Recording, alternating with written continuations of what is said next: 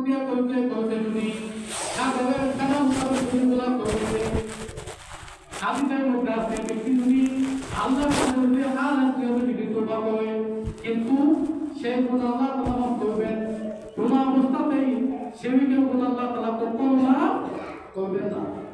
সেবিকের গুনাহ মানে কি? খোদা দুটা মানা। সেবিক কাকে বলা হয়? আল্লাহ কয়টা? আল্লাহ কয়টা? একটা। কোন ব্যক্তি যদি বলে খালেক দুটা, খালেক দুটা, লাউ কানা ফীহিমা আলিহাতু ইল্লাল্লাহু লাফাসাদাতা, আল্লাহ বলেন হয় আসমান জমিনে যদি খালেক যদি দুইজন হতেন, কয়জন? দুইজন, লাফাসাদাতা, আসমান জমি সব ভেঙে যেত। কেন?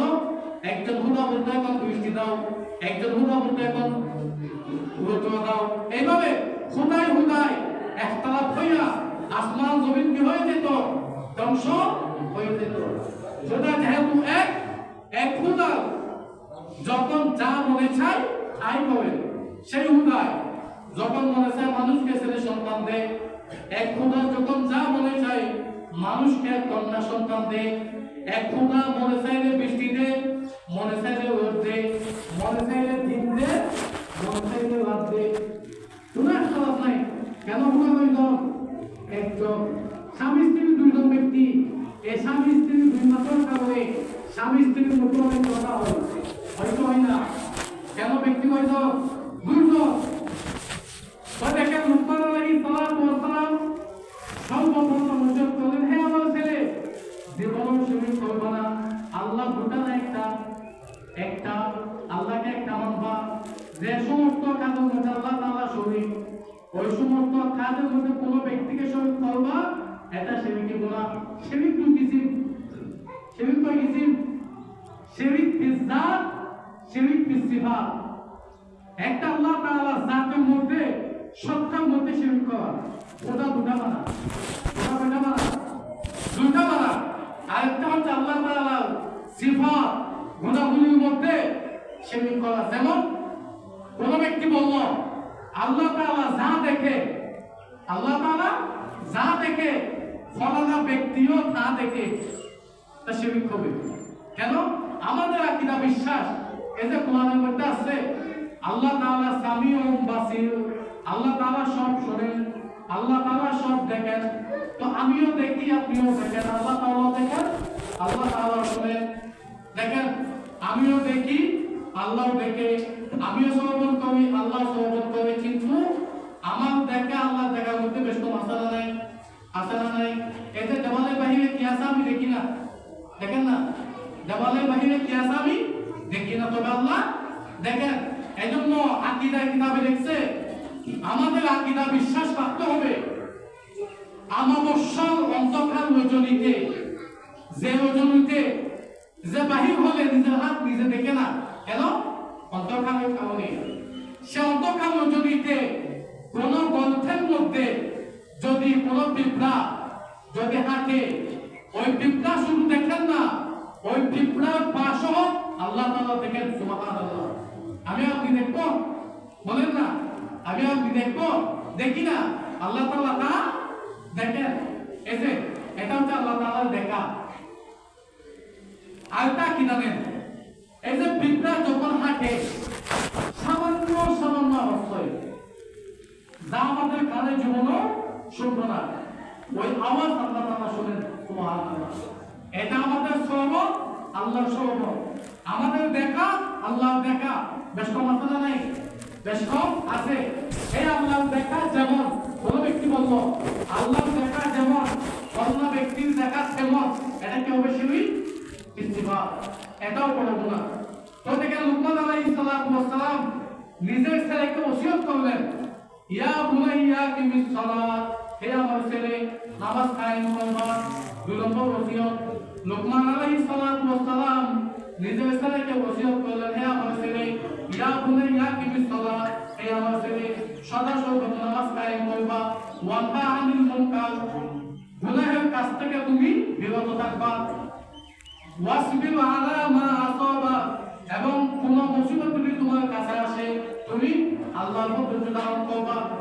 লুকমান আলাইহিস সালাম নিজের ছেলেকে ওসিয়ত করলেন, উপদেশ দিলেন, ইয়া বুনাইয়া কিমিস সালাত ওয়া'মুর বিল মা'রুফ ওয়ানহা আনিল মুনকার, হে আমার ছেলে নামাজ কায়েম করবা, ওয়ানহা আনিল মা'রুফ ওয়া'মুর বিল মা'রুফ, মানুষকে সৎ কাজের আদেশ দিবা, ওয়ানহা আনিল মুনকার, অসৎ কাজ থেকে মানুষকে নিষেধ করবা।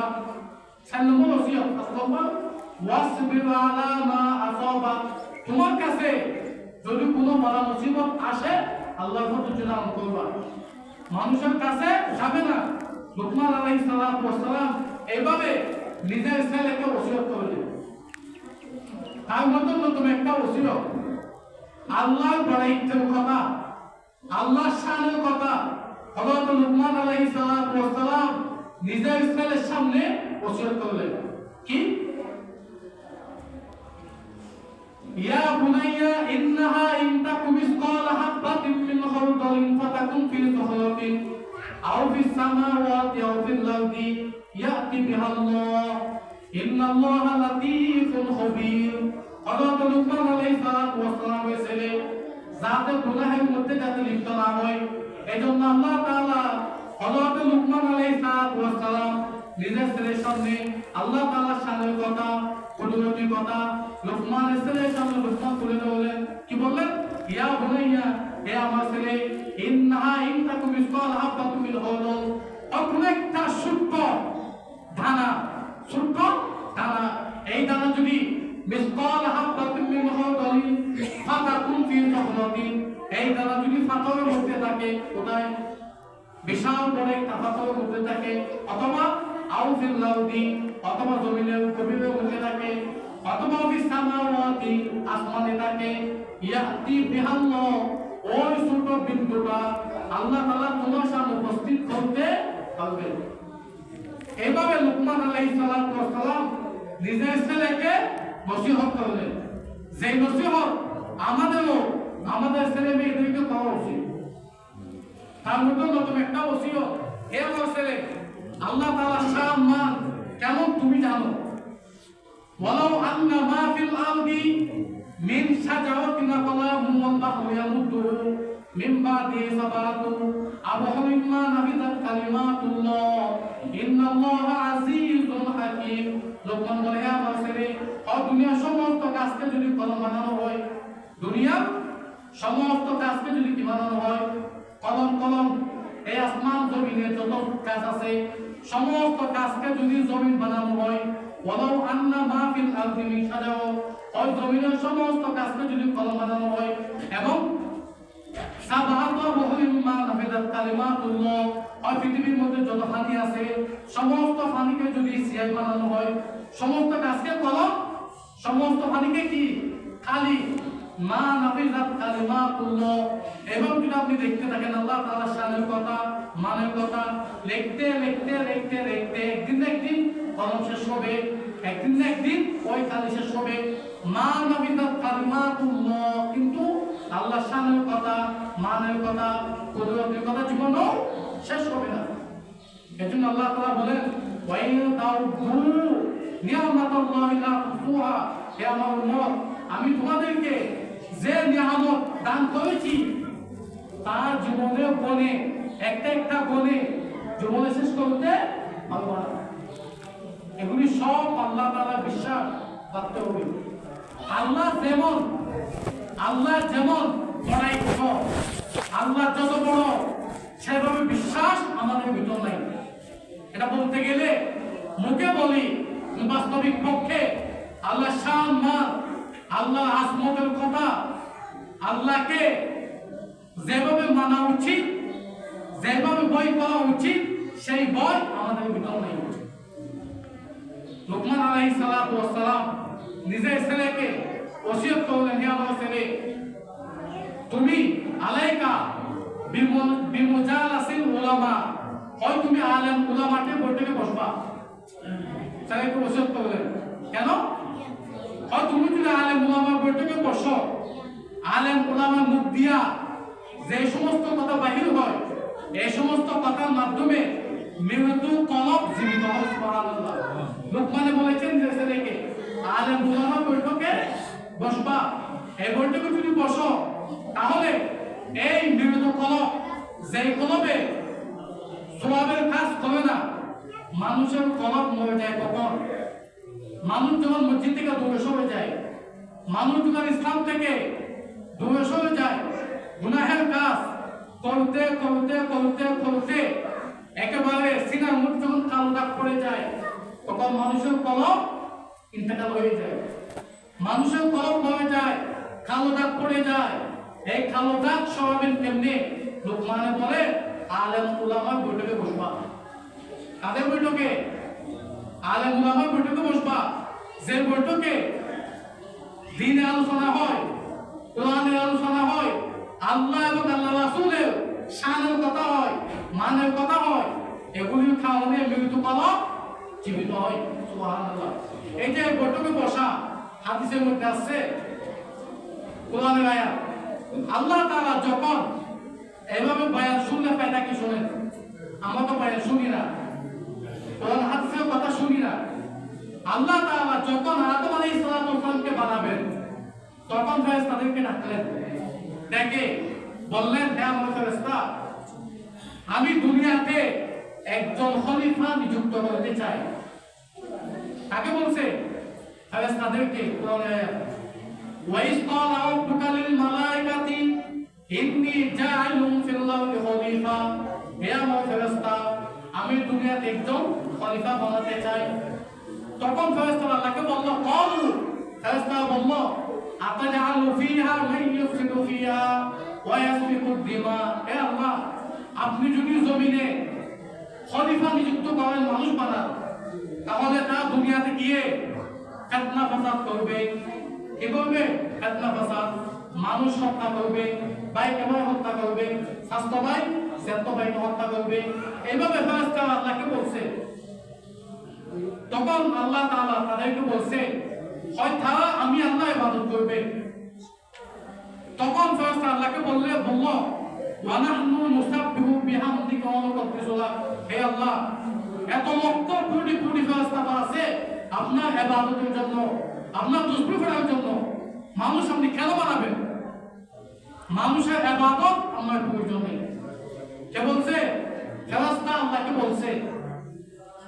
তো এই কথা বলে তারা সত্ত্বেও আল্লাহ তাআলা আদমকে বানালো, আমাদেরকে বানালো।